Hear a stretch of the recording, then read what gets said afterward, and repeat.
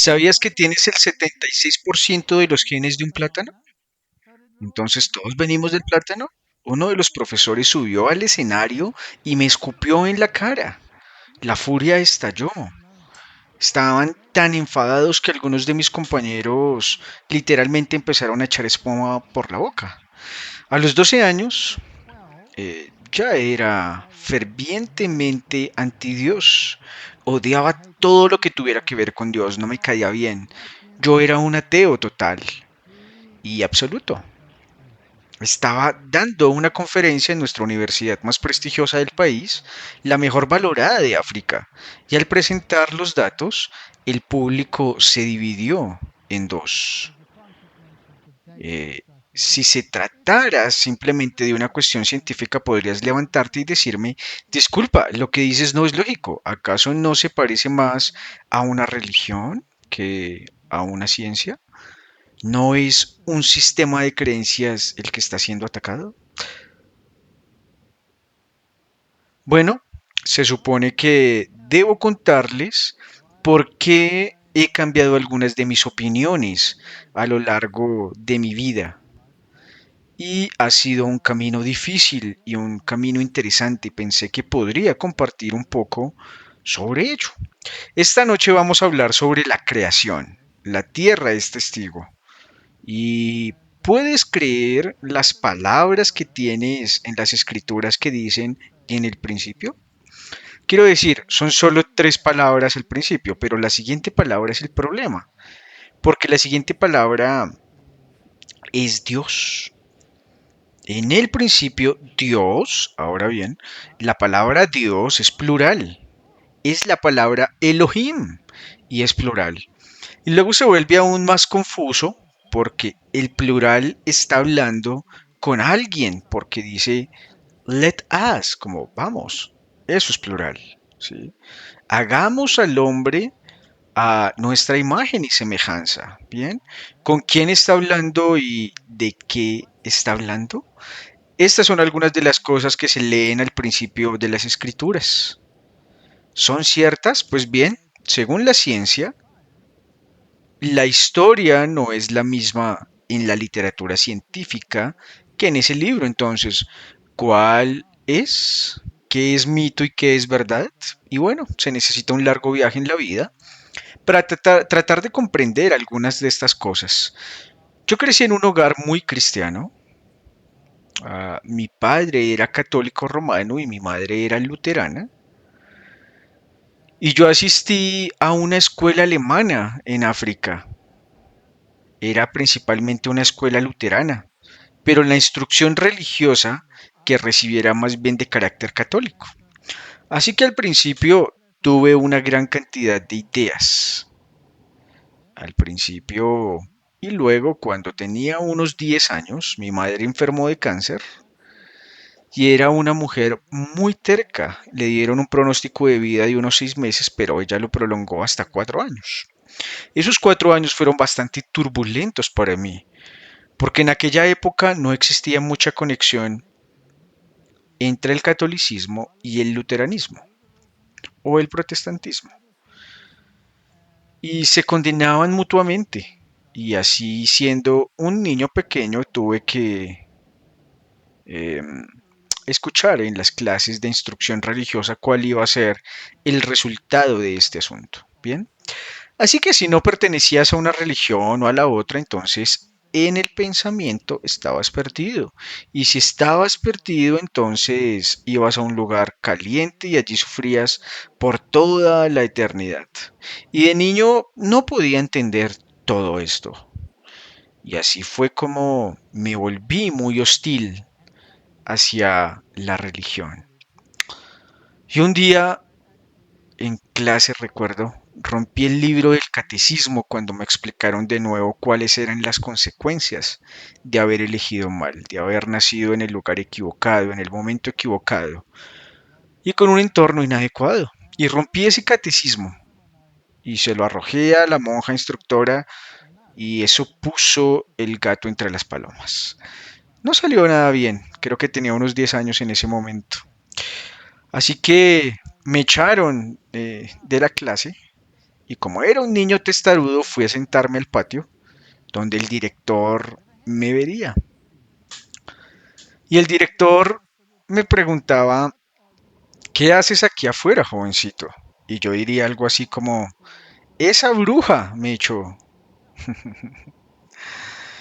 Eso tampoco sentó bien, la verdad. Así que me ordenaron ir a la oficina y en aquellos tiempos el castigo corporal era la norma. Así que obtendría 6 de los mejores golpes. Y esto ocurría con mucha frecuencia, al menos una vez por semana. Y con el tiempo muchos profesores se volvieron contra mí y pensaron que yo era un niño muy rebelde, muy poco religioso y muy repugnante. Y entonces algunos de los demás también me echaron. Y en particular el profesor de alemán, que impartía clases de alemán, él también me echó. De hecho, me daría un buen golpe antes de echarme de su clase. Y así tuve dos, tenía una bruja y tenía un monstruo. Y es increíble cómo este director me pillaba siempre y conseguía modificarme el trasero en esas ocasiones, lo que hizo que odiara el colegio. Así que empecé a odiar la escuela y pensé que era mejor lidiar con esto de otra manera, así que empecé a estudiar ciencias, fui a las bibliotecas, estudié ciencias y saqué todos los libros de ciencias que tenía en mi habitación. Tenía unos 10 años tal vez y quizás a punto de cumplir 11. Tenía libros de ciencia por todas partes. Hacía experimentos y construía telescopios, pero lo que más me interesaba era cómo volar escuelas por los aires. Así que estudié cómo fabricar pólvora y cómo construir un artefacto explosivo, lo cual logré con mucho éxito yendo de una farmacia a otra e intentando comprar algunos materiales para construirlo. Y yo quería probarlo, así que lo puse debajo de un árbol en el patio de una escuela y era un árbol enorme. Se necesitaron 3 o 4 niños para sujetarlo. Arranqué este árbol de la tierra y creé un cráter de unos 5 metros de profundidad. Y la cosa salió disparada como un cohete y terminó en el campo de rugby. Y pensé que la mejor manera de lidiar con esto no es huir de la catástrofe, sino correr hacia ella. Entonces, cuando la gente vino corriendo a ver qué estaba pasando, yo estaba justo al frente y dije, ¿qué demonios pasó aquí? Así que nadie me delataba, pues fui yo. Yo fui el responsable de eso. Pero en cualquier caso, teológicamente hablando, básicamente era antidios, desde los 10 años aproximadamente. Y a los 12 años era militantemente antidios. Odiaba todo lo que tuviera que ver con Dios, no me caía bien. Y si existiera, bueno, entonces podría ver qué puede hacer consigo mismo, porque en lo que a mí respecta no había ninguna relación. Así que mi padre se volvió a casar una vez más y tuve una madrastra que era como una madrastra de cuento de hadas, ya sabes cómo son. Son muy amables con los niños pequeños, así que no me permitían estar en casa, así que me pusieron como anfitrión. ¿En qué albergues me alojaría? Escuela, albergues, odiaba la escuela con toda mi alma. Así que solía huir, solía correr hacia el bosque y organizaban grupos de búsqueda para encontrarme. No teníamos eucaliptos azules, pero teníamos pinos. Entonces me subía y rompía las piñas y si venían los profesores, hacía una sesión de práctica para ver si podía darles. Y así llegó el momento en que dijeron que este chico definitivamente no tenía madera para estudiante. Tiene que ir a algún reformatorio, algún taller o algo así. Pero por suerte soy una persona muy terca. Entonces, si alguien decía de A hacia B, así que cuando me dijeron que ya no me permitirían ir a la escuela, fue cuando quise ir. Y así terminé en una escuela que uno de mis tíos, que también era director de otra escuela, no estaba dispuesto a aceptarme en la suya. Yo era demasiado peligroso. Yo asistí a una escuela británica de clase muy alta que tenía muchos niños judíos. Ahora bien, eso tampoco sentó muy bien porque yo era alemán. Y entonces entré en conflicto con ellos, porque fueron un poco crueles conmigo porque era alemán. Y bueno, ya sabes, me compararon con el Reich y todo tipo de cosas por el estilo. Así que un día modifiqué la apariencia de uno de estos niños y eso me metió en serios problemas otra vez. Pero por suerte el director era muy astuto y se dio cuenta de lo que estaba pasando.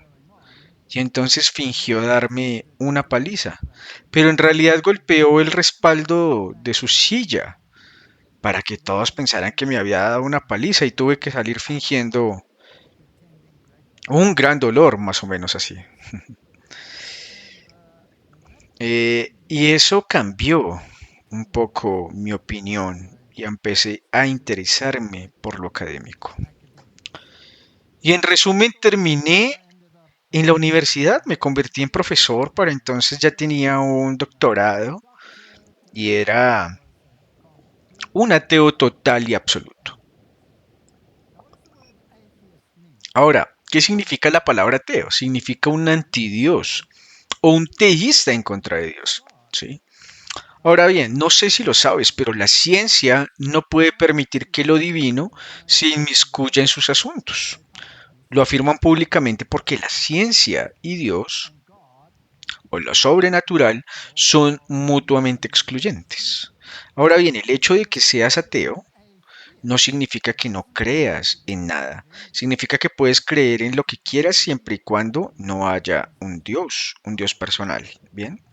Así que me adentré en ese laberinto y en muchas ocasiones, entre otras, mi querida esposa nació en una familia muy diferente a la mía. Y su padre era un estudioso, pero del mundo oculto. Por lo que se adentró en el ocultismo, más tarde se unió al movimiento de la nueva era.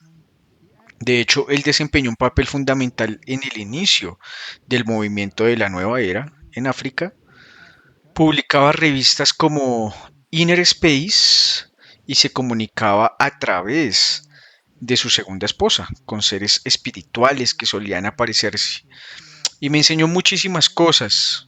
Me enseñó, por ejemplo, cómo tener experiencias extracorporales en las que era bastante bueno y todo tipo de cosas así. Entonces me interesé en los mecanismos de cómo piensan estas personas, los maestros ascendidos, toda la estrategia de la nueva era. Y me involucré mucho en eso.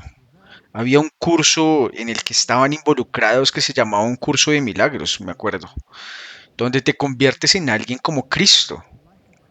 Al alcanzar la naturaleza cristiana, en ti te conviertes en semejante a Cristo y puedes ser sanador, puedes ser esto y demás.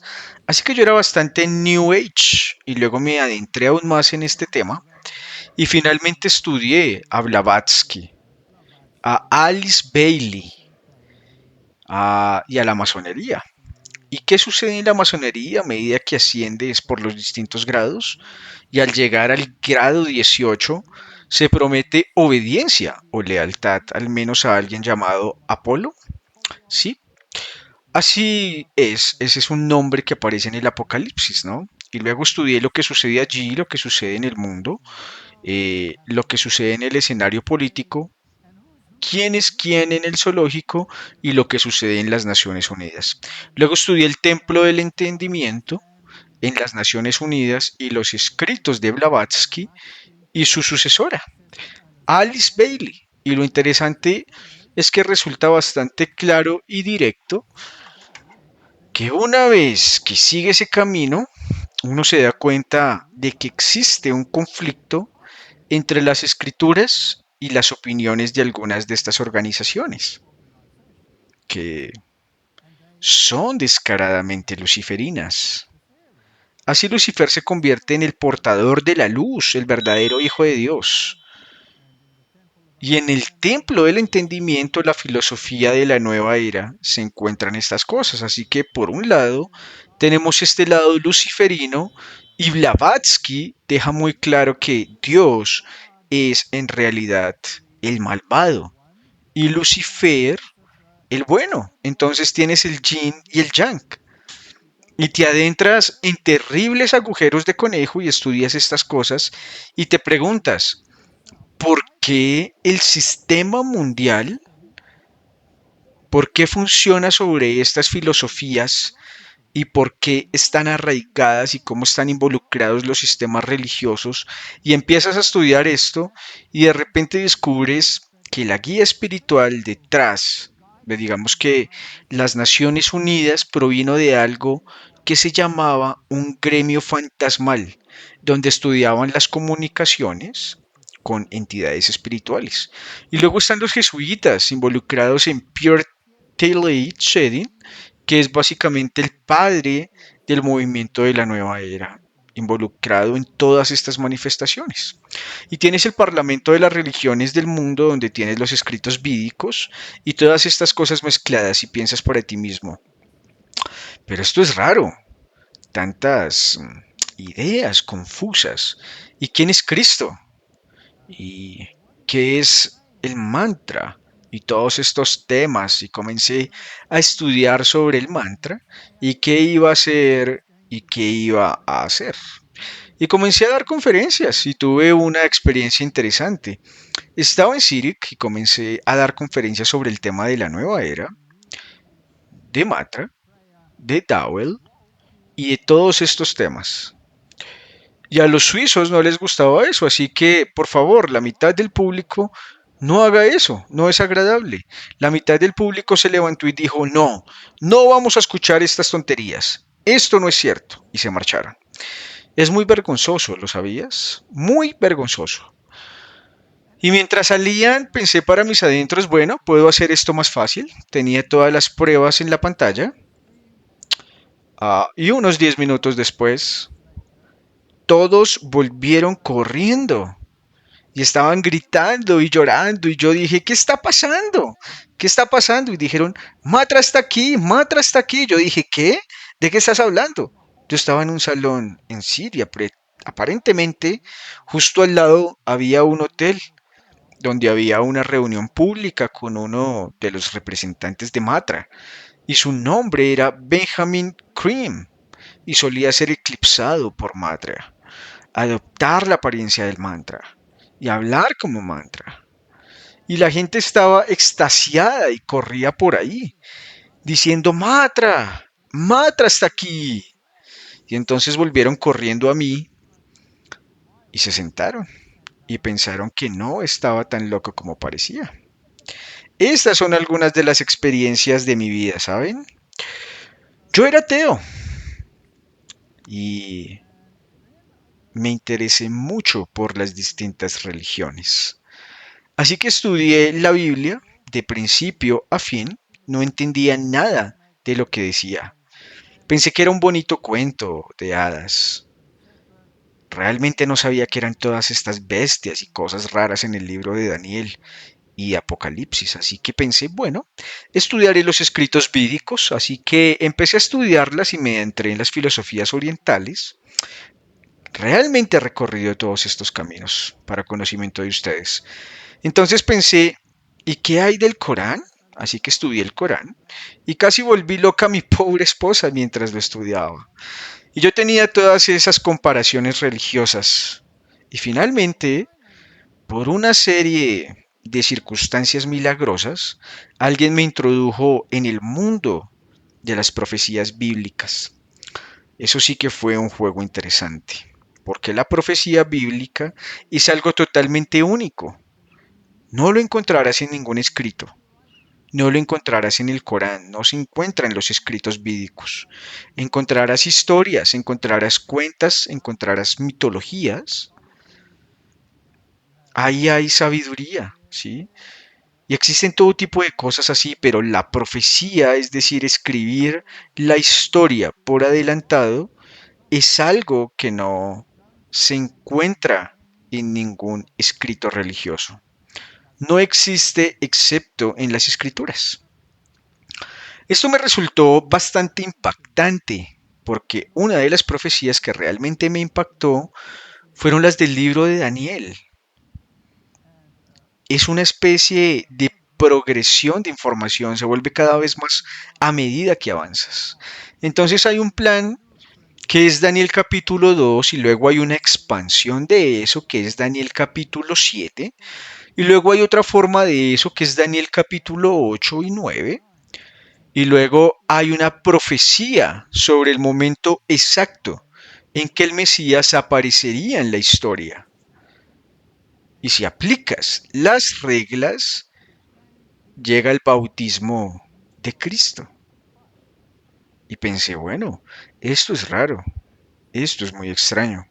Y especialmente la profecía del capítulo 7 de Daniel. Y no voy a entrar en detalles sobre eso. Voy a hablar sobre la evolución, ya casi llego allí. Así que pensé, tengo que averiguar si esto es cierto. ¿Esto es un engaño? ¿Qué está pasando aquí? Estaba jugando al squash con uno de mis amigos teólogos en la universidad, donde yo era profesor. Y le pregunté sobre estas cosas y le pregunté sobre la profecía. Y él era teólogo. Debería saberlo, ¿no?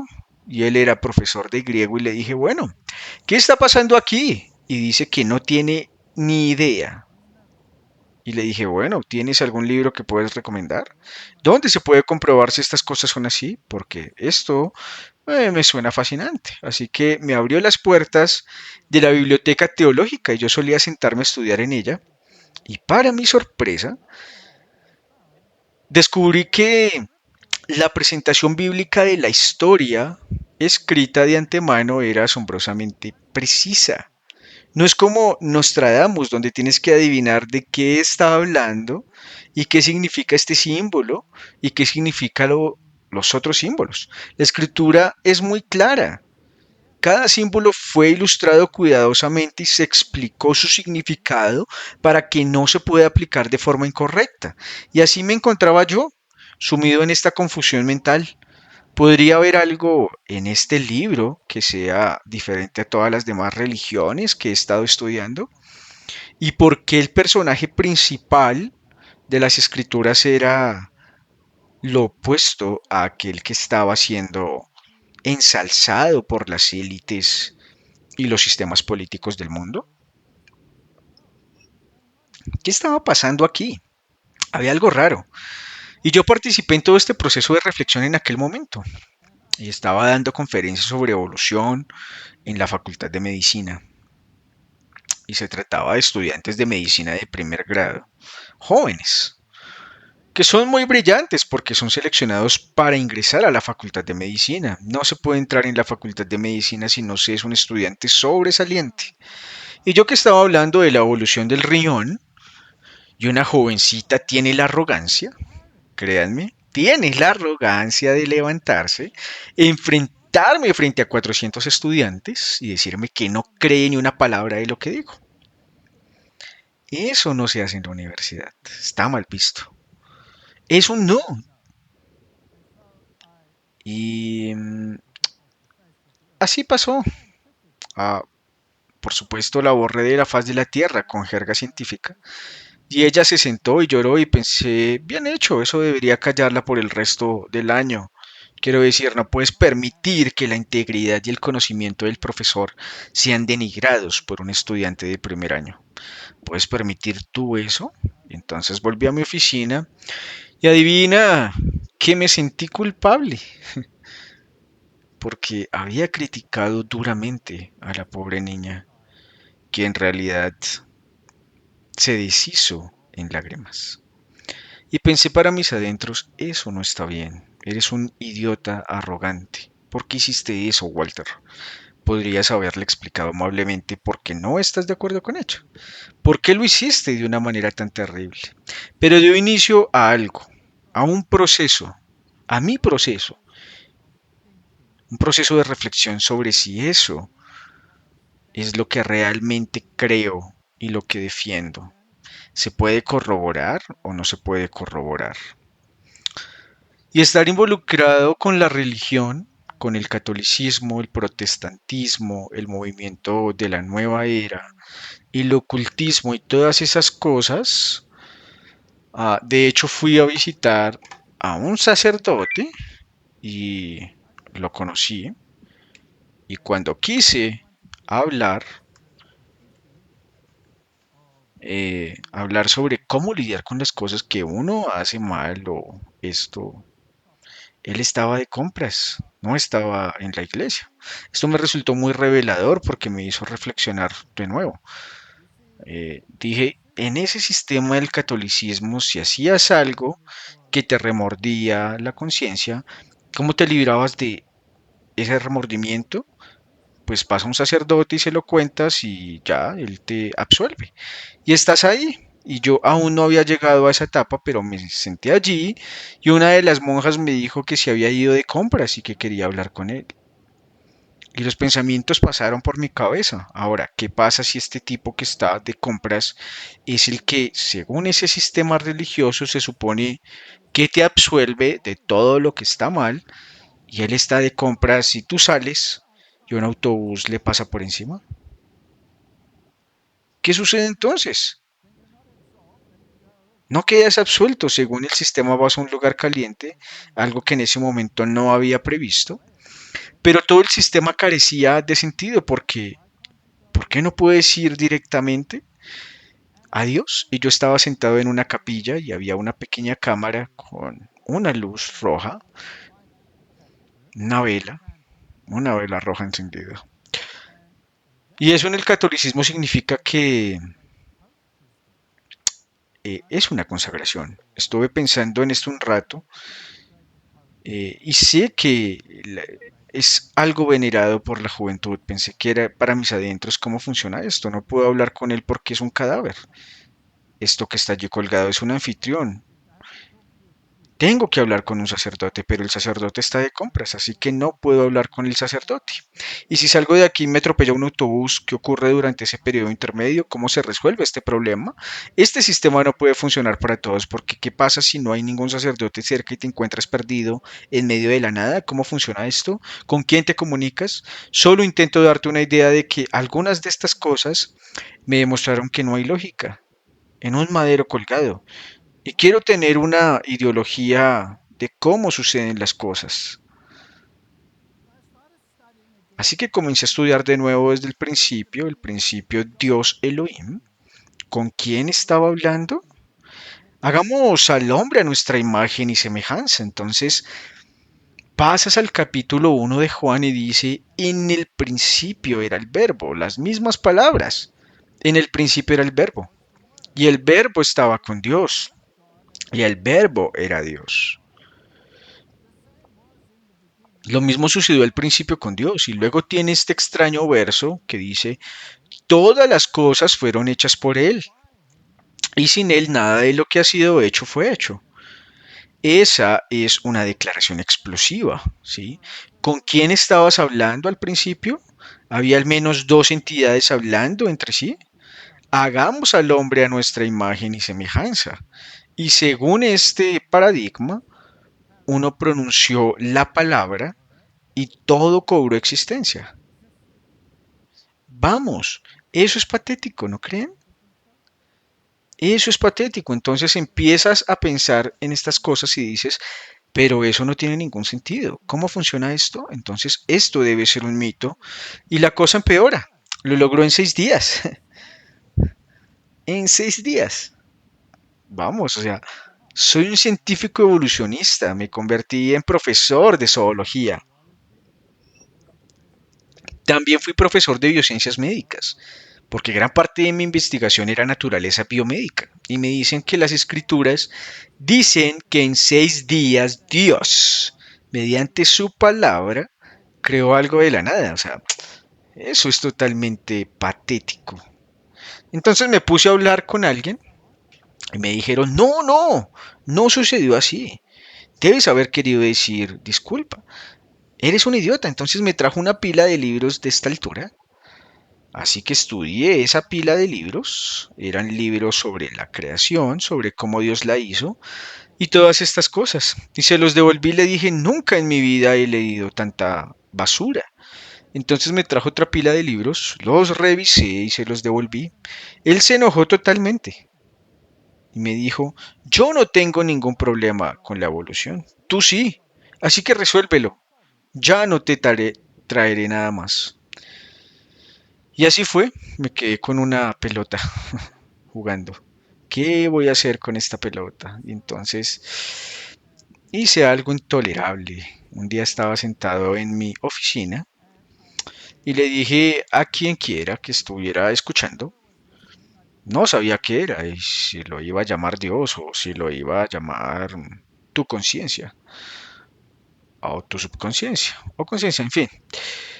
Dije, bien, si hay algo malo con la teoría de la evolución, entonces será mejor que me lo muestres. Será mejor que me lo muestres porque odio que me engañen, odio que me mientan. Y entonces fui más tarde ese día a nuestra biblioteca en la universidad y bajé por el estante de los failones y dije, bien, ¿cuál se van a llevar? Y vi un libro de paleontología que había leído muchas veces y pensé, voy a llevarme ese, así que tomé el libro, lo registré y volví a mi oficina. Y un colega me detuvo en el pasillo. Tenía el libro bajo el brazo. Él no podía saber qué había bajo mi brazo, así que no podía saber lo que me iba a decir a continuación. Me dijo, el libro que tienes bajo el brazo, hay una nueva edición que no se ha desempaquetado, está en las cajas del fondo de la biblioteca. Le dije, perdón, ¿cómo lo ibas a ver? Así que dije, ¿what? Y él dijo, no hay una nueva edición de este libro abajo, así, allá lo hay. Así que me di la vuelta, volví a la biblioteca y le pregunté a la bibliotecaria, ¿han llegado libros nuevos? Ella dijo, sí, hay algunas cajas al fondo. Así que fui al fondo, yo era el profesor, tenía derecho a hacerlo, abrí las cajas, las empaqué y efectivamente allí estaba una nueva edición de ese mismo libro.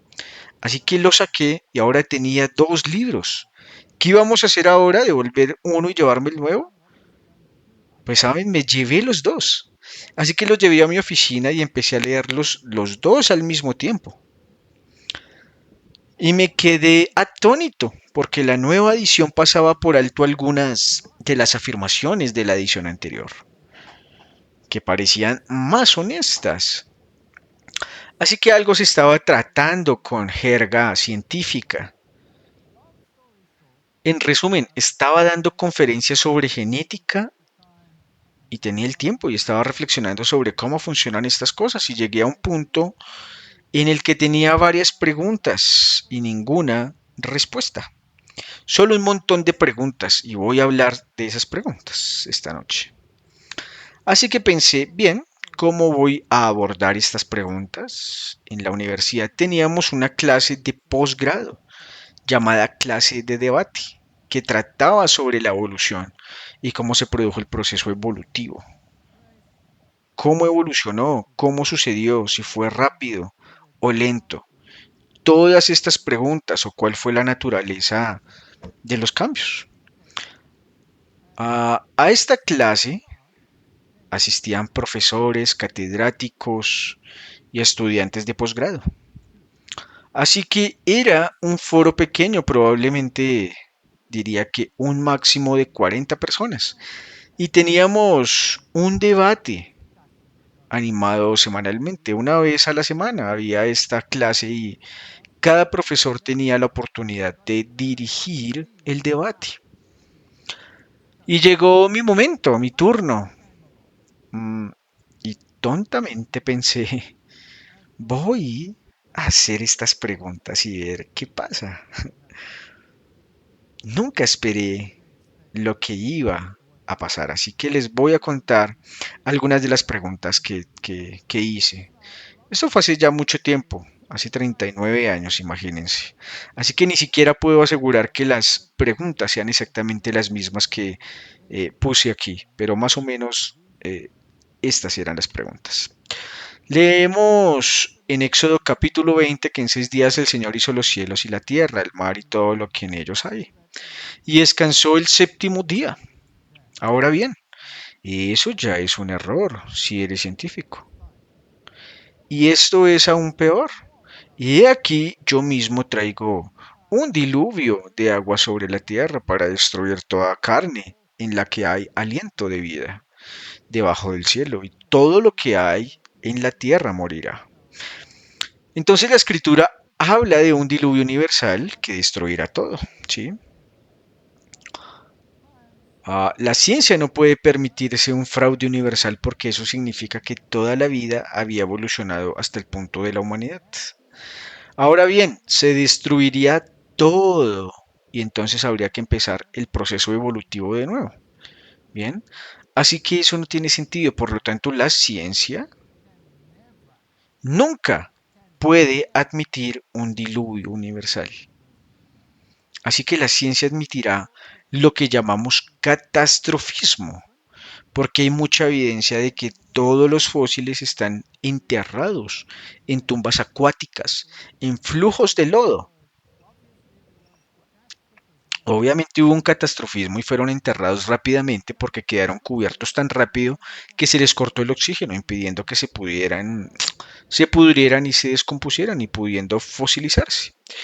La ciencia admitirá inundaciones regionales y aquellos científicos que aún tienen un pie en la religión admitirán que tal vez hubo un hombre llamado Noé y que tal vez construyó un arca para salvar a algunos animales. Esa es la teoría más estúpida del mundo, porque ¿por qué construirías un arca para salvar animales si el diluvio fue regional y los animales sobrevivieron en otro lugar de todos modos? No tiene ningún sentido. Todo es una tontería. En cualquier caso, ambas afirmaciones son negadas por la ciencia. No se pueden tener. La ciencia dice que no hay lugar para la intervención divina. Solo se puede tener una explicación naturalista de nuestro origen, porque cualquier otra explicación teísta es contraria a la ciencia. De hecho, se dice que no se puede creer en Dios y ser científico al mismo tiempo. Hasta ahí llega. Muy bien.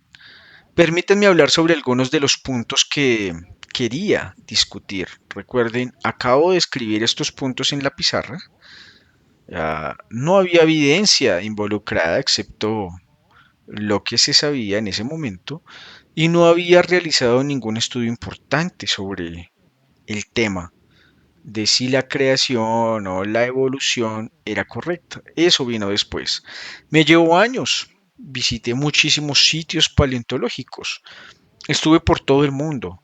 Fui a Namibia a estudiar los yacimientos fósiles y los bosques petrificados. Estuve en el día del Monte Horn, en el Parque Nacional de Yellowstone.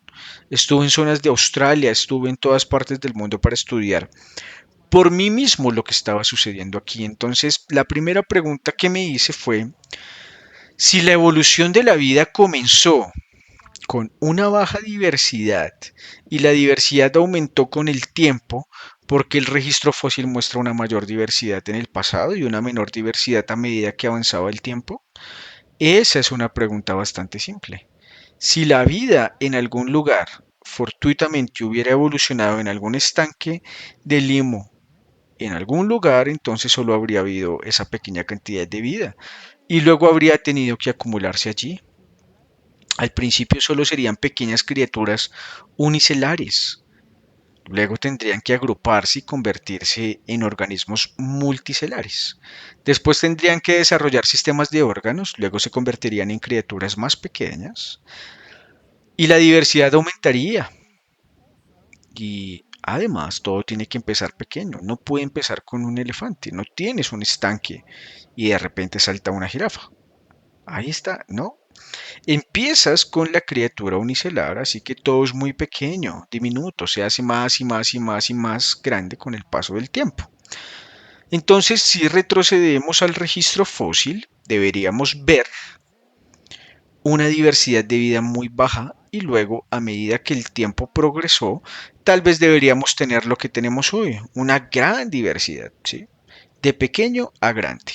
Pero de hecho el registro fósil muestra que la diversidad en el pasado era mucho mayor que la que tenemos hoy, es decir, de grande a pequeño. Existían categorías enormes de criaturas que no existen hoy y muestra la tendencia opuesta. Entonces la pregunta era muy simple. Si la evolución tiene que empezar con una baja diversidad, ¿por qué vemos lo contrario en el registro fósil? La segunda pregunta fue si la evolución necesariamente debiera progresar desde lo pequeño a criaturas grandes, lo cual también es lógico, como dije, no empiezas la evolución con el elefante y bajas a la meba, empiezas con un unicelular y subes al elefante. Bien, entonces, ¿por qué el registro fósil muestra lo contrario de grande a pequeño? ¿Por qué todo es mucho más grande en el pasado que en la actualidad? ¿Por qué? Y solo para darte algunos ejemplos, aquí tienes algunas comparaciones de los tamaños de los animales prehistóricos y sus parientes vivos de hoy. A la izquierda tienes el perezoso, que se supone que está extinto desde hace decenas de miles de años. Y ahí colgando a un lado está el tamaño de un perezoso actual. ¿Estarías de acuerdo en que es una diferencia de tamaño considerable?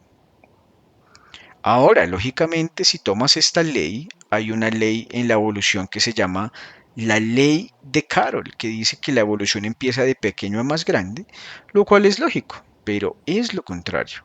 ¿Qué pasa con los wombats? Estuve en tu pequeño enclave donde tienen los koalas y todas las exhibiciones de allí, y de hecho declararon bastante claramente allí sus tablas que muestran los tamaños de los wombats en el pasado en comparación con los que viven hoy. Es decir, la diferencia de tamaño es enorme. O los leones. Hay un león macho y una leona del pasado que eran mucho más grandes que un león macho actual. O el orangután, que era más del doble del tamaño de uno actual. Todo era más grande y ya sea una capira fósil, esta es la que vive, la pequeña. O esta criatura que también es muy común en los zoológicos. Todas eran mucho más grandes en el pasado. Caballos, tiburones. Diría que un tiburón fósil de este tamaño, comparado con un gran tiburón blanco adulto de hoy, cabría en su boca como si nada. Entonces, ¿por qué todo era mucho más grande en el pasado si se supone que la evolución opera en la dirección opuesta? O los cocodrilos eran enormes, o los bisontes, o sea, lo que sea. Hay algunos fósiles humanos que miden casi 3 metros de altura. Y luego lees las escrituras y lees sobre todas estas grandes criaturas, estos grandes animales y grandes seres humanos, y el registro fósil y nos dice exactamente lo mismo. Entonces, ¿quién está diciendo tonterías ahora? ¿Qué está pasando aquí? La siguiente pregunta que hice es realmente simple. La selección natural funciona mediante la eliminación de la varianza más débil. Entonces, ¿cómo un mecanismo que funciona por sustracción crea más diversidad? Bien, eso es complicado, así que déjenme explicárselo. Les mostraré algunas imágenes ahora mismo. Una imagen vale más que mil palabras, pero aclaremos un poco esta teoría para que la entendamos. La selección natural solo puede funcionar con lo que existe, ¿sí? Con lo que existe. Puedo comparar cómo vuelan dos aviones. Si los dos aviones no existen, no, ¿cierto? Quiero saber cuál de los que estoy diseñando vuela mejor. Debo tenerlos, los dos. Deben estar ahí. Entonces la selección natural solo puede funcionar con lo que existe. No puede funcionar con lo que podría venir en el futuro. Tiene que existir realmente. Entonces, si quiero saber quién corre más rápido, ¿corres tú más rápido o el que está a tu lado? Ah, pues deben estar los dos, ¿no? Ambos deben estar ahí o no podré saberlo. Entonces, en realidad tienes que estar allí presente. ¿Puede la selección natural decirme cuál va a correr más rápido si fueras un brillo en los ojos de tu padre y aún no existieras? No, definitivamente no. Entonces, tienes que estar allí presente. La selección natural funciona eliminando las variantes más débiles. Entonces, si quiero tener un equipo para elegir un equipo olímpico, y quiero tener una carrera de eliminación y los dos empiezan a correr y uno le gana al otro por 10 metros, en los 100 metros hay una eliminación. Uno es elegido y el otro es rechazado para el equipo olímpico. Es así como funciona, ¿no? Así es como funciona. Así es. Entonces, si tienes dos variantes, uno se llama apta y la otra se llama no apta. Y la no apta lleva a la extinción. Entonces, la selección natural tiene que tener al menos dos variantes para calificar. Una es buena y una es mala, una es apta y otra no es apta. Ahora, si se hace la elección y se elige una y otra, se extingue, pasaste de dos a una, ¿no? Entonces, la pregunta es, ¿cómo se utiliza un mecanismo que produce cada vez menos para producir cada vez más? Es una pregunta muy simple.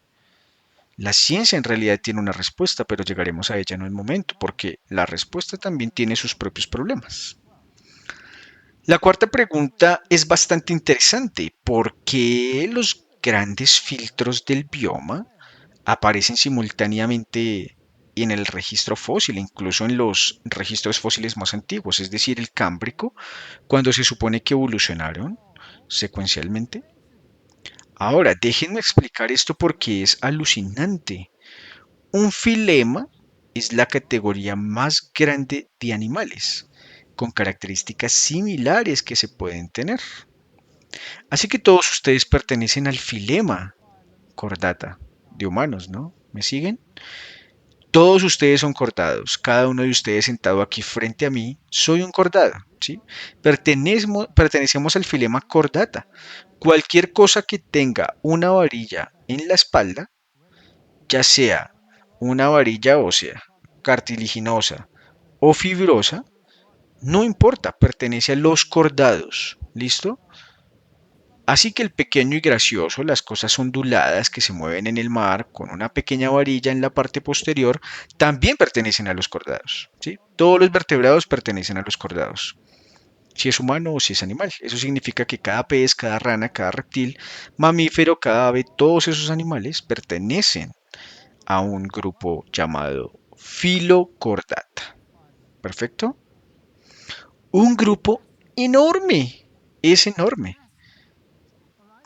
Luego tienes los artrópodos. Eso es todo lo que no tiene una varilla o esqueleto interno, articulaciones, pero tiene un esqueleto externo, ¿sí? Así que cada insecto, cangrejo, cada criatura con patas articuladas que no tiene esqueleto sino un exoesqueleto, todos pertenecen a esa vasta categoría que consta de cientos de miles de criaturas. Ese es otro filo. Luego tienes un filo que no tiene exoesqueleto, no tiene un exoesqueleto, un esqueleto interno, no tiene una varilla, sino que consiste solo en músculos, en tejido muscular, así que eso sería el músculo. Así que todo lo que tiene actividad muscular, como un calamar, como un pulpo, como un caracol, babosas, cualquiera de ellos, todos pertenecen a esta vasta categoría. Ahora, si la evolución fuera cierta, los únicos que podrían existir al principio serían, digamos, los protistas, pequeñas criaturas, como lo decíamos ahorita, unicelulares. Habría uno o dos de ellos y luego tendrían que multiplicarse. Todavía no entendemos cómo se multiplican, pero tienen que multiplicarse. Luego tienen que transformarse en algo más y en algo más y en algo más y finalmente en algo más. ¿Sí? ¿Has oído esa palabra antes? ¿Algo más? Millones de años se obtienen todas estas categorías de criaturas. Y nosotros, los super uno, nos desarrollamos al final. Esto es incorrecto. Todos aparecieron exactamente al mismo tiempo. Eso sí que es una locura. Entonces la pregunta es, ¿cómo es posible? Si la evolución es cierta, ¿cómo pueden aparecer los protistas simultáneamente? No tiene sentido. Y entonces la gente dirá, bien, ¿cómo entendemos la evolución? No tienes que saber todo esto de lo que estoy hablando. Solo les estoy dando algunas ideas generales y si captan la idea general es suficiente. No hay examen, no tienen que escribir nada al salir de aquí. No me importa si lo recuerdan o no, siempre y cuando extraigan algunos principios generales. Aquí hay una pregunta muy interesante. En el mundo de la evolución hay dos grupos de científicos. Los darwinistas, que son generalmente gradualistas, ahora bien, ¿qué significa eso? Bueno, Darwin pensaba que los animales evolucionaban lentamente de una forma a otra a lo largo de millones de años mediante la adaptación y la selección natural. Esa era su teoría, esa es la teoría darwiniana de la evolución. Y a los antiguos defensores se les llamaba gradualistas. Pero entonces surgió un problema. Si se va a evolucionar de una forma otro, a otra, a lo largo de millones de años, ¿no deberían existir intermediarios entre las cadenas? ¿Tiene sentido? Claro. Ahora, ¿dónde están esos intermediarios? El problema es que no existen. No importa lo que digan, no importa cuántos de ellos dibujen en los libros de texto. El hecho es, y puedo mostrarlo para ti, no están esos intermediarios. Entonces, el gradualismo tiene un problema, aunque esa es la única forma lógica de concebir la evolución. ¿Dónde están los intermedios? Permítanme darles un ejemplo. Darwin creía que las ballenas evolucionaron de los osos, de la tierra al mar. Eso es lo que él creía. Muchos científicos hoy en día ya no lo creen, pero para que se hagan una idea es lo mismo. Los científicos creen hoy que no era un oso, sino más bien una criatura parecida a una vaca. Es lo mismo si proviene de una vaca o de un oso. Hay una gran diferencia entre una ballena y un oso, o entre una ballena y una vaca. ¿Están de acuerdo? No hay patas. En primer lugar, el sistema respiratorio ha cambiado por completo, están separados. No hay una sola abertura para el aire y la comida. Están separados. Las extremidades han desaparecido. Han aparecido aletas. Hay una cola enorme y larga con una aleta encima y ni un solo fósil en medio. Así que los científicos tuvieron que llegar con una razón por la que no encuentras esa progresión, esa mediación, ¿no? Y entonces los científicos modernos llamados neodarwinistas creen que en una teoría fue propagada mucho después de Darwin por un hombre llamado Stephen Gould y esta teoría se llamaba equilibrio puntuado. Así que aquí estaba mi pregunta. ¿Por qué tenemos que postular el equilibrio puntuado para explicar la falta de fósiles intermediarios cuando el gradualismo es la única explicación plausible para el registro fósil evolutivo? Ahora bien, eso fue un golpe duro porque la mitad de mi audiencia allí eran gradualistas. Los científicos mayores y los científicos más jóvenes como yo éramos equilibristas puntuados. ¿Por qué? Porque sabíamos que esos fósiles no existían, esos intermediarios no existían, así que tuvimos que idear una teoría de prioridad sobre por qué no existían. No puedes meter a Dios en esto. Él no existe en esta teoría. Entonces, ¿qué significa esto? Bueno, Stephen Gould dijo, bueno, funciona así, no hay una evolución gradual y lenta a lo largo del tiempo. Todo permanece en equilibrio, nada cambia. Nada permanece igual, así que no encuentras ningún cambio en el registro fósil porque permanece igual. Y luego tiene algo repentino como un cambio climático o algo así. ¡Pum! Tienes una puntuación y un cambio rápido. Entonces el elefante salta del pez o lo que sea. ¿Sabes a qué me refiero? Y tienes este cambio rápido. ¡Bam! Ahora tienes todas estas nuevas criaturas allí, de un momento a otro y debido a que fue tan rápido, no hubo tiempo para que formaran los fósiles de los intermedios. ¿Lo entiendes? El hecho de que exista esta teoría te dice que hay un problema. Ahora bien, eso puso al gato entre las palomas y la gente se agitó mucho cuando llegó a ese punto en particular. Se pone ahora aún más emocionante porque la siguiente pregunta que planteé fue si la selección natural funciona a nivel del fenotipo. Como expliqué, tienes que estar realmente allí. El fenotipo es como te ves, estás realmente allí. Y no a nivel del genotipo. Tendré que explicarte eso en un momento para que se entienda. Entonces, ¿cómo los genes, la mitosis, la meiosis, todas estas cosas que suceden a nivel genético, cómo acaso surgió de la nada? Porque eso no es algo que se pueda comprobar, ya que es solo información.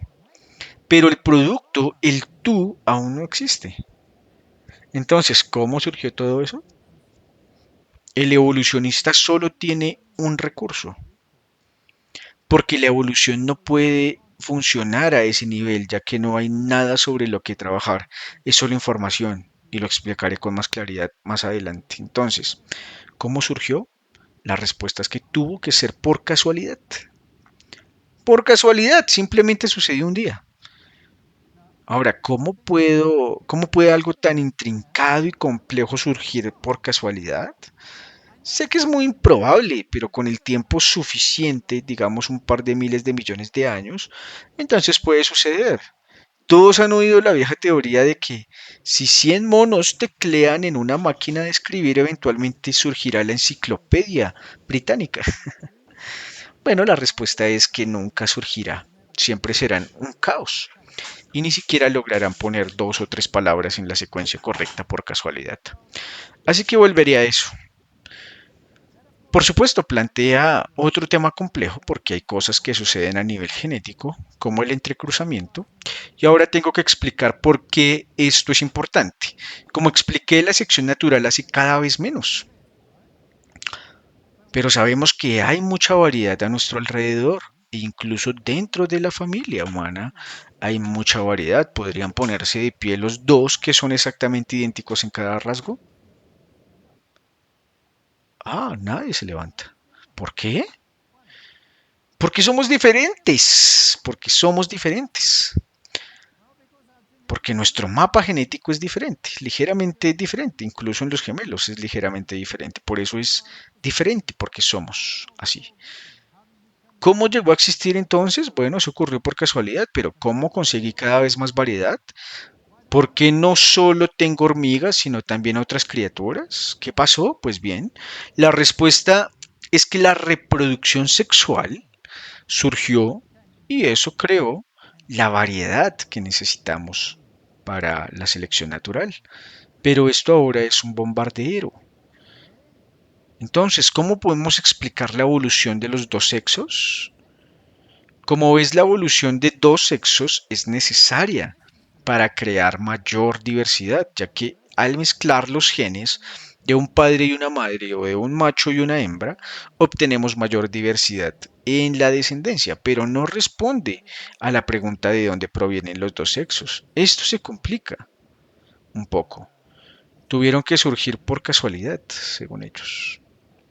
¿Te das cuenta de las implicaciones? Todas las diferencias anatómicas que tienen que ocurrir, y quiero decir, son enormes.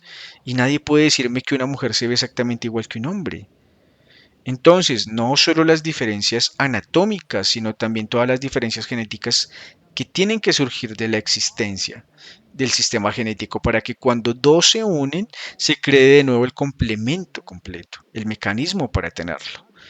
¿Cómo llegó a existir eso? Y además de todas esas preguntas tenemos problemas en cuanto a de dónde vino la materia y cuál es el origen del código genético y qué hay de la complejidad irreducible y si se produjera un diluvio universal y qué pasa con todas estas preguntas. Así que antes de volver a estas otras preguntas, permítanme un momento para decirles lo que la ciencia nos dice sobre nuestros orígenes. Recuerda lo que dice la Biblia, en el principio Dios era. Eso es lo que dice la Biblia. Si lees en otros sitios dice que habló y se mantuvo firme. Si sigues leyendo querrás saber quién habló. En el principio era el verbo y el verbo estaba con Dios y el verbo era Dios y lo mismo sucedió al principio con Dios. Por él fueron hechas todas las cosas y sin él nada de lo que ha sido hecho fue hecho y demás y demás. En él estaba la vida y la vida era la luz del mundo. ¿Sí? Todo eso explica quién lo hizo y cómo lo hizo. ¿De qué habló? La Biblia nos dice que surgió de la nada. Eso es ridículo. Ahora escuchemos a la ciencia. Aquí tenemos uno de los mejores físicos del mundo que trabaja en un campo llamado física cuántica, que intenta explicar de dónde vino todo, de dónde vino la materia y cómo surgió el Big Bang. La idea del Big Bang fue en realidad una idea jesuita, surgida simplemente por curiosidad. Se trata de una orden católica romana que fue creada para destruir el protestantismo. Se les ocurrió la idea del Big Bang. ¿Y qué dijeron? Dijeron, bueno, al principio había una pequeña mancha primordial o un huevo, y si se quiere llamar así, y todo se concentró en ese huevo. Y un día explotó de la nada. ¿Y en qué consistía aquello? La física cuántica moderna propone esta idea, así que leamos lo que tiene que decir este científico. Así pues, el físico Lawrence Krauss demuestra que la respuesta es nada, y que según nuestra comprensión actual de la física y en contra de la lógica tradicional, no solo es probable que obtengamos algo de la nada, sino que es absolutamente inevitable. Ahora no estoy hablando de religión, estoy hablando de ciencia, de física cuántica. Cuéntanos qué pasó, Lawrence Krauss. Bueno, te contaré lo que pasó. En el principio había algo que se llamaba nada, y entonces la nada explotó, que era un huevo supuestamente, y lo creó todo. Eso es ciencia. Esa es la ciencia tal como se enseña en nuestras instituciones. Ahora, solo una pregunta. ¿Acaso eso es más o menos ridículo que el hecho de que Dios lo haya creado de la nada? Mm, no está al mismo nivel. La Biblia dice que Dios lo creó de la nada. La ciencia no dice nada, explotó y lo creó todo, dice exactamente lo mismo, pero una es aceptable y la otra es ridícula. Bien, así que todas las galaxias y todo lo que ves surgió de una explosión de la nada. Y cuando nada se expandió, creó primero protones y luego helio. Cuando chocaron entre sí, se creó este gas que se expandió en un universo infinito y de alguna manera el gas del globo se explotó, que explotó volvió sobre sí mismo a través de un proceso llamado gravedad, y nunca se ha demostrado que si reinventas un globo eventualmente volverá a unirse. Pero esto es lo que pasó porque no se puede tener solo hidrógeno y helio. Ahora tienes que cambiar eso por todos los demás elementos. Entonces necesitas fusión atómica y eso solo puede ocurrir en un sol y luego el sol crea todos los elementos de los que existimos tú y yo. Y luego ese sol debe explotar en una supernova y expulsar todo ese polvo. ah, y esto continúa infinitamente durante miles de millones y miles de millones y miles de millones de años, cuando nada se convierte en todo. Bien, tengo otra pregunta. Por lo tanto, la evolución de las moléculas de la vida requiere entornos totalmente diferentes para su formación. Así que podrías obtener moléculas simples si juntas gases simples, como lo hicieron en este experimento de aquí, por Stanley Miller. Y dicen que así es como se forman las moléculas orgánicas. No voy a entrar en detalles en esto, pero el problema es que solo algunos pueden formarse de esta manera y necesitas otro entorno para obtener algunos de los otros y otro entorno para obtener algunos otros. Y así sucesivamente. Y nunca puedes lograr que formen poliestructuras porque necesitas enzimas para eso. Entonces, ¿quién fue primero, la enzima o lo que sea que se cree por la enzima? Si tienes problemas enormes, ¿no? Así que finalmente la ciencia llega a tal punto de desesperación que afirma que se originó por panspermia. ¿Has oído esa palabra antes? Panspermia. ¿Sabes lo que significa? panorámica por ahí en algún lugar. La esperma lo está formando aquí, así que vino del espacio exterior. Eso no puede pasar aquí, así que vino del espacio exterior. Eso es ciencia. Tienes otro problema. En este mundo todo es un reflejo en un espejo. Y si no me crees, levanta dos pies o tus dos manos, míralos y dime qué ves. Una es la imagen espectacular de la otra, ¿no? Si no fueran un reflejo exacto, te verías muy gracioso. Bueno, así que somos una imagen espectacular, bilateralmente simétrica. Ahora bien, las moléculas también se presentan en imágenes especulares, a las que llamamos L&D. En caso de los aminoácidos, los azúcares o cualquier otro, la vida solo puede usar uno de ellos. No puede usar el otro. Si pones uno de los equivocados, es totalmente inútil, pero necesitas una enzima para seleccionar las correctas. ¿De dónde proviene la enzima? Bueno, la enzima está compuesta por ellos. ¿Y quién los eligió? Entonces se vuelve muy complicado, ¿ves? Lo que te cuentan en el libro de texto no es tan fácil como quieren hacerte creer. Para ello se necesitan entornos totalmente diferentes. Así que vayamos a la ciencia y veamos si lo que he estado diciendo es cierto. Entonces, esta es una publicación antigua que ya proviene de una revista científica estadounidense y tenía como título Cuando la vida explotó. Disculpa, eso suena como el Big Bang, ¿no? Cuando la vida estalló. Y luego te dirán que muchos de los archivos aparecieron casi simultáneamente. Así que lo admitieron, excepto que te están mintiendo porque usan la palabra casi. Deberías descartar eso, aparecieron simultáneamente. ¿Por qué? Debido a que los cordones estaban en la explosión de Cambrium y dicen que rápido resulta ser mucho más rápido de lo que nadie jamás pensó. En otras palabras, puntuado, no había nada, no explotó nada y de repente, ¡boom!, todo se derrumbó. Y si la Biblia lo dice, entonces es ridículo, pero si la ciencia lo dice, pues entonces está bien. Y las cuerdas estuvieron presentes desde el principio. ¿Sí? Así que vas a tus libros de texto de evolución, todos los niños de la escuela se enfrentan a esto y tienes estos hermosos árboles evolutivos sobre cómo surgieron todas las criaturas modernas y las colocan en un árbol como este, que no existe, porque notarás que no hay ningún fósil intermedio entre ninguno. De hecho, una serpiente era un bocadillo, era una serpiente, ¿sí? Un lagarto era un lagarto, un pájaro era un pájaro. E incluso si te dicen que el ave proviene de los reptiles, los mejores científicos del mundo, incluso los conservadores de Smithsonian, dirán que eso es una tontería. Solo surge de la mente del científico. Esto no existe en el registro fósil. Es pura conjetura y permítanme darles un ejemplo. Yo armé esto, la evolución nos dice que se va de lo pequeño a lo grande, ¿no? Entonces supongamos que vamos de pequeño a grande y quiero saber cómo surgieron las distintas especies de perros, suponiendo que nunca haya visto perros, solo tengo cráneos de perro para trabajar. Bueno, yo pondría el más pequeño, que es un poco raro, en la parte inferior y yo diría que tal vez todo evolucionó a partir del chihuahua.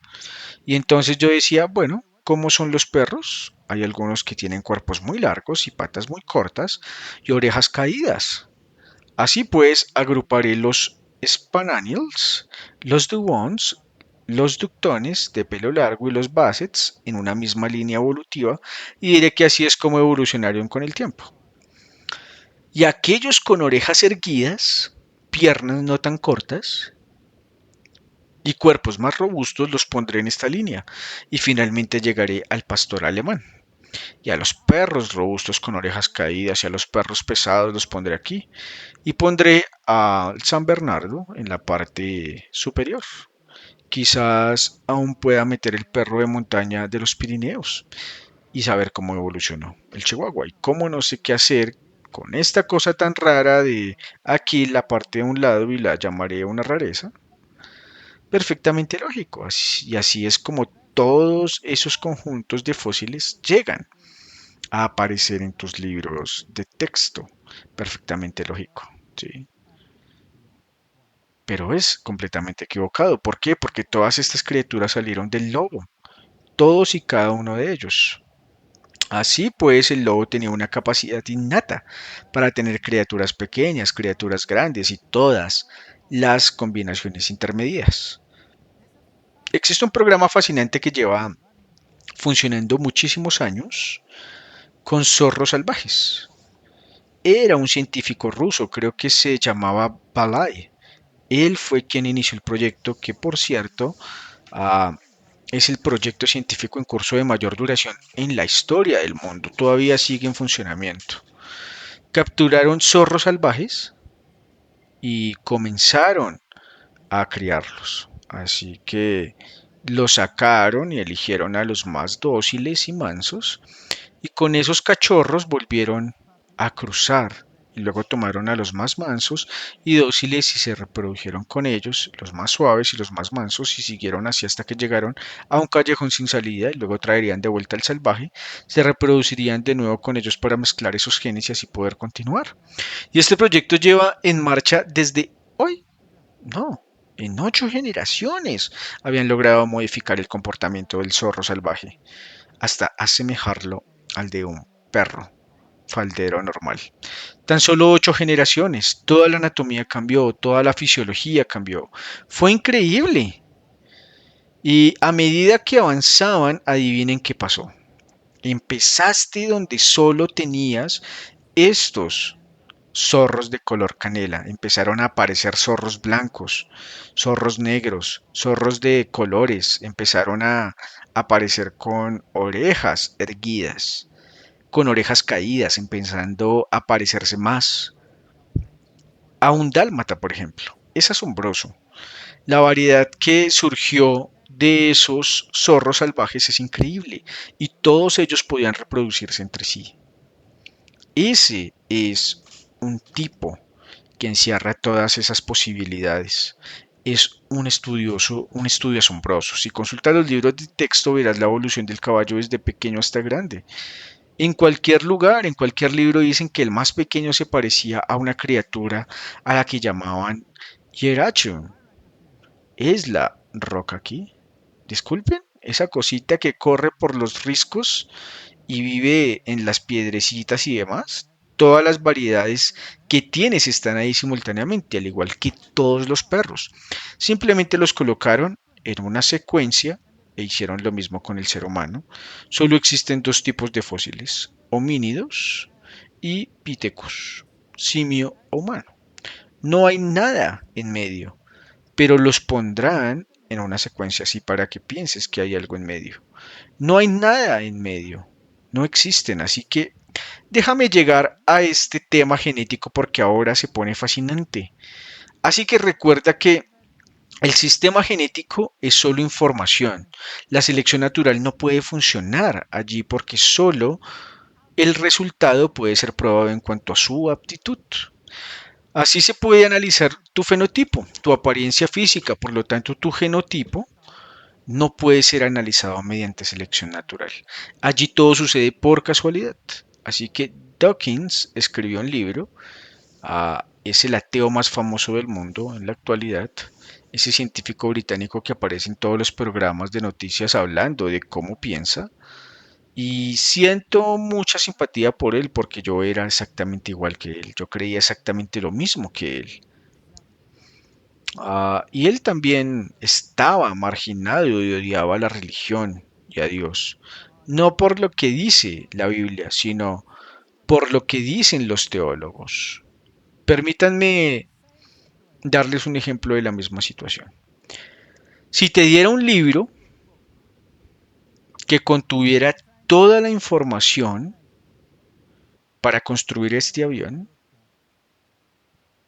entonces te haría una pregunta. ¿Quién escribió el libro? Si el libro contuviera una secuencia lógica de datos exactos sobre cómo construir ese avión y le preguntara quién escribió el libro, ¿qué respondería? Algún ingeniero, ¿no? Algún ingeniero aeronáutico con vastos conocimientos en diseño de un avión y escribió el libro sobre cómo hacerlo. Ah, pero cuando se trata de biología, ¿quién escribió el libro? Ah, recuerda, Dios no existe. ¿Quién escribió el libro? El azar lo escribió, dicen ellos. El azar escribió el libro. Entonces, si quiero saber que un avión vuela mejor, más vale tener dos libros. Más me vale tener dos aviones para probar si funciona o no. ¿Quién escribió los libros? Esa es la cuestión. ¿Quién escribió los libros? Ahora bien, ¿qué tan complicado es este libro y qué grado de precisión tiene? Bueno, en lo que respecta a tus genes, son absolutamente fenomenales. Ahí tienes tus genes, contienen toda la información sobre qué y quién eres. Ahora esa información debe ser llevada a una fábrica. ¿Está bien? ¿Y cómo se hace eso? Hacen una fotocopia. Primero abres la página donde quieres crear el documento y luego haces una fotocopia. Se llama ARN. Llevas esa fotocopia a la fábrica y fabricas el componente. Ahora tienes un componente, has construido un ala del avión.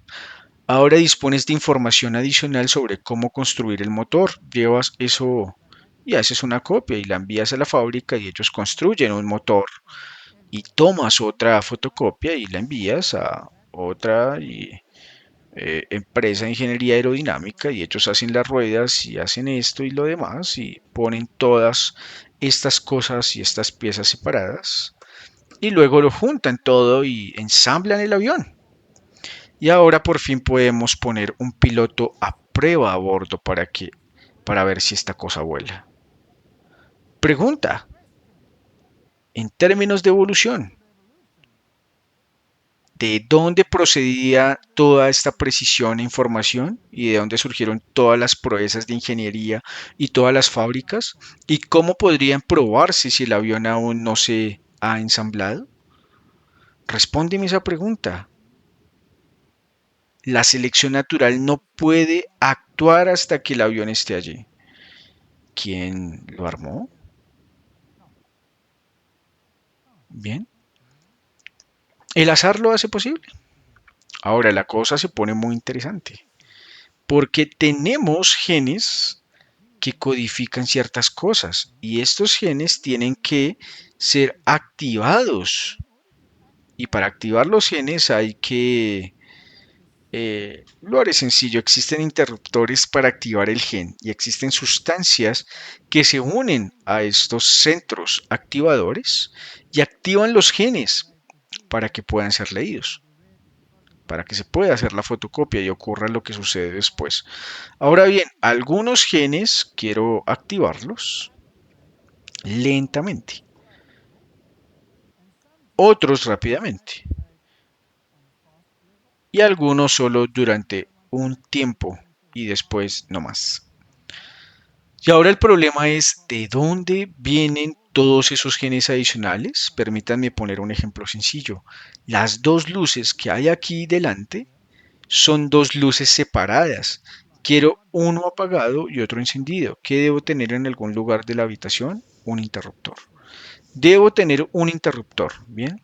Quiero ser un poco más sofisticado. Quiero que una esté en luz tenue y la otra en luz brillante. ¿Qué debo tener en algún lugar de la habitación? Necesito un regulador de intensidad. Ahora bien, si les dijera que estas luces se pueden encender, apagar y atenuar solas, ¿qué pensarían de eso?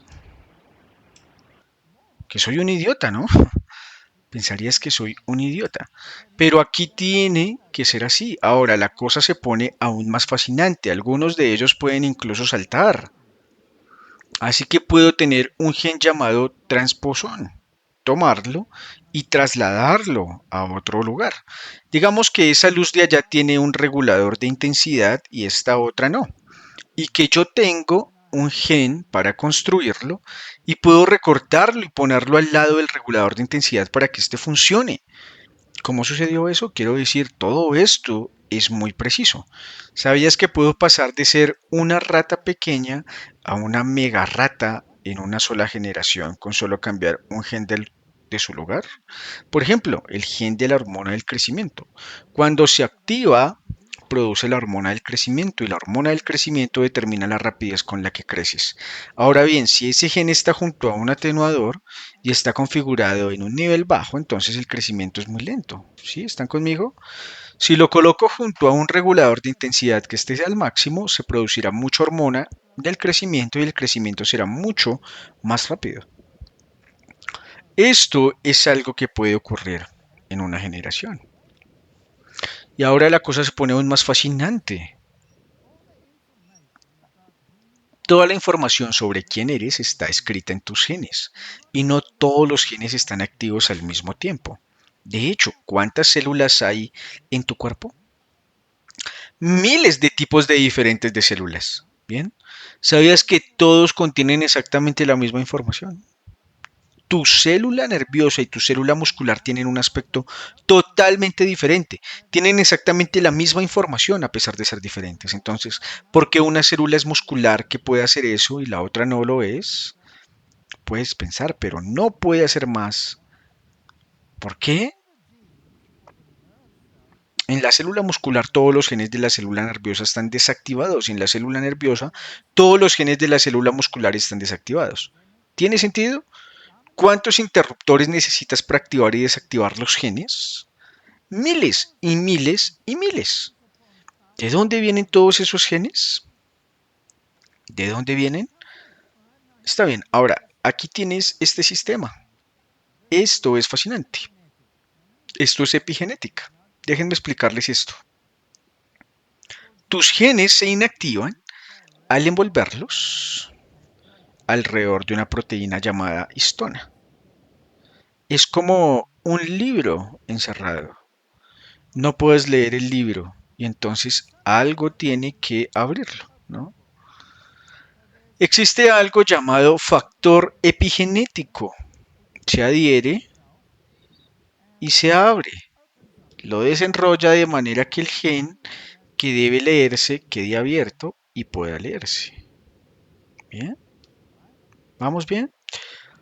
Ahora, lo que descubrieron es interesante. Descubrieron que incluso tus hábitos, incluso tus propensiones, digamos que tienes tendencia a ser un tipo nervioso muy hiperactivo. Ahora bien, debido a que estás constantemente nervioso y bajo estrés, produces una gran cantidad de hormona del estrés en tu cuerpo. Por ejemplo, usted produce grandes cantidades de cortisona y está bajo estrés por cortisona. ¿Qué significa eso? ¿Cuáles son los genes que ahora deben producir cortisona? Son activos y se leen constantemente. Se leen constantemente porque están estimuladas por un factor epigenético, ¿sí? Y el factor epigenético puede ser químico o algo tan común como el estrés. Así que ahora estás muy estresado, ahora tienes un hijo. Cuando te encuentres en un estado de estrés, vas a transmitirle ese estrés a tu hijo, ¿sí? La respuesta es claro. ¿Qué pasa si eres alcohólico y tienes que deshacerte constantemente de las toxinas, desintoxicar tu cuerpo? Así que todos los genes que crean las enzimas desintoxicantes en tu cuerpo están constantemente activos y tienen que hacer algo todo el tiempo. Así que ahora tienes un hijo y ese niño realiza la misma actividad. ¿Qué deseará entonces el niño? Pues alcohol. Así que en realidad le has transmitido tu propensión a tu hijo. ¿Cómo? ¿Qué ocurre si tienes predisposición al cáncer? Digamos que dicen que el cáncer de mama es hereditario. Ah, y si lo investigas verás que el cáncer de mama es hereditario, pero ¿sabías que los hábitos alimenticios también son hereditarios? Comes como comían tus padres, como comían tus abuelos, como comían tus bisabuelos. Eso es hereditario. Y si su dieta es rica en grasas oxidativas, entonces tiene un mayor propensión al cáncer de mama. Algunas estrellas de cine dicen, bueno, tengo esta predisposición en mi familia, me voy a extirpar los senos para no tener ese cáncer. Lees las noticias, eso está pasando. Cuando en realidad puedes volver a desactivar esos genes, manteniéndote alejado de las cosas que desencadenan la actividad del gen, lo cual es una forma mucho más sencilla que extirparte los senos. Entonces, ¿puede el estilo de vida cambiar la forma en que se tienen predisposiciones a ciertas enfermedades? Por supuesto, sin duda. Lo interesante es que descubrieron que en 3 o 4 generaciones se puede eliminar una propensión. Y la escritura dice, visitaré la iniquidad de los padres sobre los hijos hasta la tercera y cuarta generación. En otras palabras, tus hábitos se transferirán, pero puedes hacer algo al respecto. Puedes acabar con el hábito, con la propensión. Eso es algo increíble. Esto es increíblemente complicado y muy preciso. Y por cierto, si lees un solo nucleótido de más, todo el gen deja de tener sentido. Debe leerse en esa secuencia específica. Si todo esto se leyera con tan solo una letra desincronizada, todo sería un galimatías. Entonces, ¿qué tan preciso debe ser tu sistema? Es muy preciso. Ahora te dirán, sabemos que desciendes de los monos, porque compartes el 95% de tus genes con un simio. ¿Sabías que compartes el 95% de tus genes con un simio? Ahora bien, ya han mapeado los genes, pero no todos los genes que los controlan. Existen millones de genes que controlan qué se activa y cómo. Y eso es lo que marca la diferencia entre un ser humano y un simio. No se trata de la equivalencia de los genes, porque todos tenemos los mismos enzimas, todos tenemos los mismos músculos, el mismo sistema nervioso. Esos genes estructurales son todos iguales, pero lo que hagas con ellos es lo que marca la diferencia. Permítanme hacer una pregunta. ¿Cuántas melodías puedes tocar en un piano? Infinitas, pero solo tienes un número limitado de llaves. ¿Qué es lo que marca la diferencia entre las melodías? La forma en que activas las teclas. ¿No es así? La diferencia radica pues en cómo se activan los genes. La diferencia radica en los genes que los controlan. Y esto es fascinante. Así que cuando te dicen que tienes el 95% de los genes o el 96%, de los genes de los simios, no le das mucha importancia. ¿Sabías que tienes el 94% de los genes de un ratón? ¿Sabías que tienes el 76% de los genes de un plátano? Entonces todos venimos del plátano. ¿Ves cómo puedes trabajar con las palabras y entusiasmar a la gente? Bueno, aquí hay otra cosa interesante. Espero no estar aburriéndote. Estoy tratando de mostrarte la complejidad de la situación. Algo llamado complejidad irreducible. Aquí tienes un documento científico que te explica la complejidad de algo tan simple como un motor de vellón. Un motor de Fleya es un motor que se produce en células que poseen un flelum. Un espermatozoide tiene un félimo para poder nadar y muchas bacterias tienen un flelum. Ahora bien, ¿qué hace funcionar ese flelum? Es un motor y ese motor consta de una configuración muy específica de proteínas y tiene esta estructura. Y luego tiene el fliscormo saliendo por la parte superior. Ahora, existen dos tipos de motores. Una funciona con hidrógeno o con protones. Este es un motor de protones y luego tenemos un motor muy similar con componentes ligeramente diferentes que funciona con sodio. Entonces, para simplificarlo, llamemos a un motor diésel y al otro motor de gasolina. Dos motores diferentes. Ahora bien, el problema es este. Esta estructura compleja no puede evolucionar de forma gradual. No se puede hacer funcionar el motor mediante ensayo y error. Todo tiene que estar ahí. Y para que veas lo complejo que es, este motor tiene diferentes velocidades. Así el Flelum puede moverse rápido, así que cualquier cosa que esté nadando puede nadar rápido, puede moverse lentamente, puede cambiar de rango alto a rango bajo cuando sube un obstáculo, lo supera o lo rodea, y puede pasar de primera a marcha atrás y tiene varias velocidades en marcha atrás. Es un motor absolutamente perfecto, pero no puede desarrollarse de forma gradual. Entonces la pregunta es, ¿qué esta selección natural nunca podría producirlo? Porque tiene que estar completo en esa configuración, con esa complejidad para que funcione. ¿Cómo explica la ciencia su existencia? ¿Cómo surgió? Bien. Un día las piezas se encajaron a la perfección y funcionó. Lo mismo ocurre con un cloroplasto. Esta es la potencia que controla toda la cadena alimentaria del mundo. Este es el color verde que se encuentra en los cloroplastos de todas las plantas que existen. Y tiene que tener esa configuración. Y luego lo alimentas con luz solar, lo alimentas con agua y lo alimentas con dióxido de carbono. Y de ahí salen carbohidratos en la parte inferior. Es una máquina increíble. Nadie ha podido copiarlo jamás porque entonces se resolverían la pobreza humana y las necesidades nutricionales de la humanidad de la noche a la mañana. Tiene que tener esa configuración o no funciona, así de simple. ¿Cómo llegó a existir? Surgió por casualidad. Y cuando aparecen las primeras criaturas en el registro fósil son exactamente iguales a las de hoy, solo que más gigantes y diversas en el pasado que en la actualidad. Así pues, un insecto será un insecto tanto si tiene las alas rectas como si las tiene plegadas. Obviamente, si pensamos lógicamente, un insecto que puede plegar sus alas, guardarlas en un soporte y cubrirlas con puertas, va a ser más avanzado que uno que solo tiene dos varillas. Pero ocurren al mismo tiempo, no uno tras otro. O el ojo, que es tan complicado con estos cientos de omita, que omitía que incluso el telescopio Hubble tenía que ser moldeado según este sistema. Ese fósil de ámbar, de ahí está absolutamente perfecto.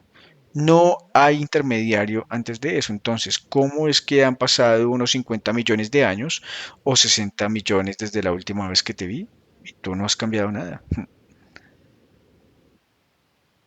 Y hay muchas otras preguntas que tengo que hacerte. Hablemos de los dos sexos, las diferencias anatómicas, las diferencias genéticas que hay que tener para que se produzca la meiosis. En otras palabras, la reducción del sistema genético. Tiene que funcionar, todo esto lo realizan las enzimas. Tienes que venir en parejas, la mitad de ello viene de tu madre, la otra mitad viene de tu padre, y luego cruzan y empiezan a verse así. Combinan información para que tengas mayor variedad, así que ninguno de tus hijos será igual. Pero todos ellos van a ser seres humanos, no van a ser ranas ni repollos, porque tienes este sistema genético. Y en el cruce donde cruzas y mezclas un poco de papá y un poco de mamá para que tengas rojo, digamos que es de mamá y azul es de papá. Así que tienes un poco de azul y un poco de rojo y algo de azul y algo de rojo y miles y miles y miles de cambios, si, sin un solo error o de lo contrario termina siendo una col. ¿Cómo surgió esto? ¿Cómo surgió? ¿Y qué hay del registro fósil? Podría seguir y seguir y seguir. No todo lo que ves en este linaje es realmente lo que ves. ¿Qué son los acantilados blancos de Dover? Todo está bajo el agua. Se trata de esqueletos fósiles de carbonato. Estuve en Eslovenia, eh, en la mina de lignito más grande del mundo, situada en pleno corazón de Europa, junto a los Alpes, los mayores yacimientos de lignito del mundo. Y hay una sustancia blanca. ¿Y de qué se compone esa sustancia blanca? Está formado por dos microesqueletos, que son organismos marinos unicelares. Así que le pregunté al geólogo que en aquel entonces vivía en un país comunista ateo, le dije, toma uno de esos trozos blancos que hay ahí en la mina de carbón más grande del mundo. ¿Y de qué está hecho? Y dijo, consiste en radolarianos. Dije, maravilloso, ¿qué son los radolarianos? Dice, es un depósito marino. Entonces le pregunté, ¿estaba tu bosque bajo el océano? Se puso pálido. Dijo, debió haber sido. Y yo dije, ¿pero qué les dice eso a todos los niños de la escuela? ¿Por qué los autobuses llenos de escolares llegan allí en autobús y los lleva de excursión y los cuenta cómo se formó el carbón a lo largo de millones de años por la caída de los árboles, su compactación y todo esto y aquello? Y le dije, pero sabes que los radioarios demuestran que no estás diciendo la verdad. Todo tuvo que ocurrir al ser compactados bajo el agua. Y me miró y me dijo, ¿sabes por qué fumo tanto? Y yo dije, no, ¿por qué? Él dice, porque tengo que mentir mucho. Eso fue lo que me dijo. Esas fueron sus palabras y luego de su bosque junto a los Alpes se pueden encontrar estos organismos marinos. Y uno se pregunta, ¿dónde se acumulan todos estos fósiles? ¿Cómo se entierran las ballenas para que no se pudran? Miles de ellos seguidos. ¿Cómo lo haces? ¿Cuál es entonces la probabilidad de que cualquiera de estas cosas surja por casualidad? Les cuento esto porque puse estas preguntas en la pizarra y entonces empezó el debate.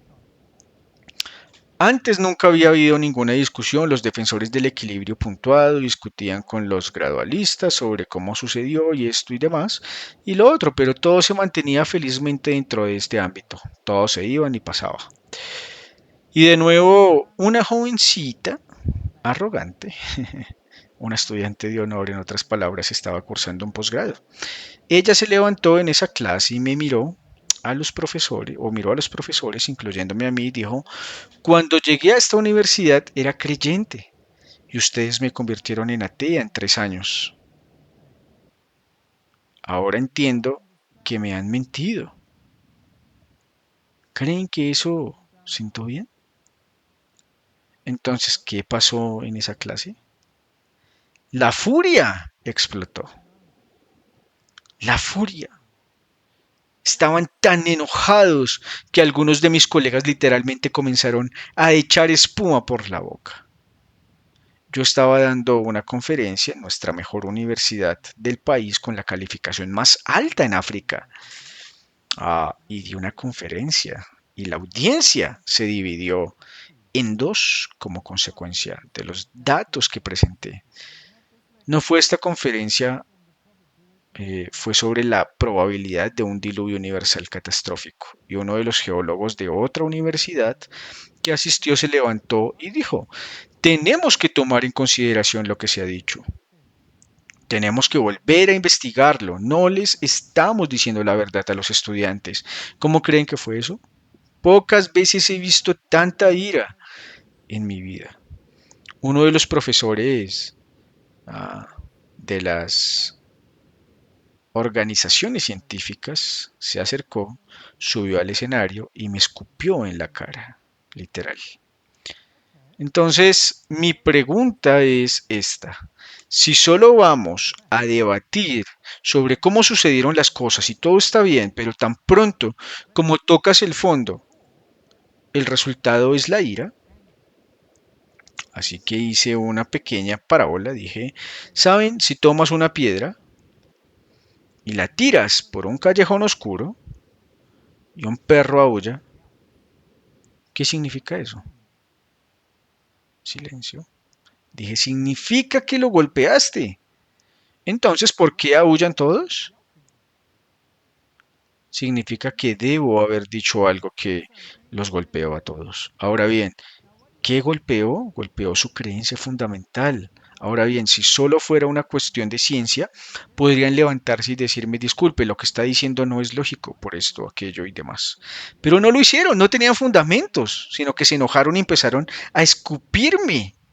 Así que mi pregunta para ustedes esta noche es, ¿no se parece más a una religión que a una ciencia? ¿No es un sistema de creencias el que está siendo atacado? Y si es así, ¿cómo sé cómo debería ser un sistema de creencias?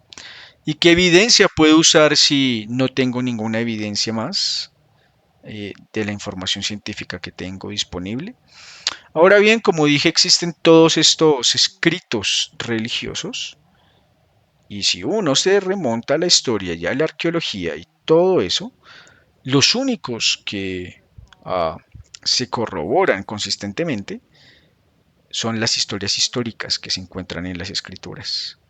Ya sea que se hable de reinos que vendrían, ya sea que se hable de guerras específicas que tuvieron lugar, reyes específicos que gobernaron y que nadie conocía hasta que la arqueología los desenterró. Los únicos que se han corroborado consistentemente son los que se encuentran en las escrituras. Y cuando se trata de profecía se vuelve aún más fascinante. Así que tendremos que investigar esto un poco más y hablaremos de algunos de los temas mañana y vamos a cambiar un poco de tema y vamos a ver cómo evolucionaron o surgieron algunos sistemas de creencias. A partir de ahí eh, veremos hacia dónde nos dirigimos. Será un viaje agradable, será un viaje difícil y veremos a dónde vamos y cómo vamos a llegar a, y cuál será el resultado. Estas son preguntas que todos quieren saber, que todos saben que algo en este mundo está terriblemente mal. ¿Están de acuerdo?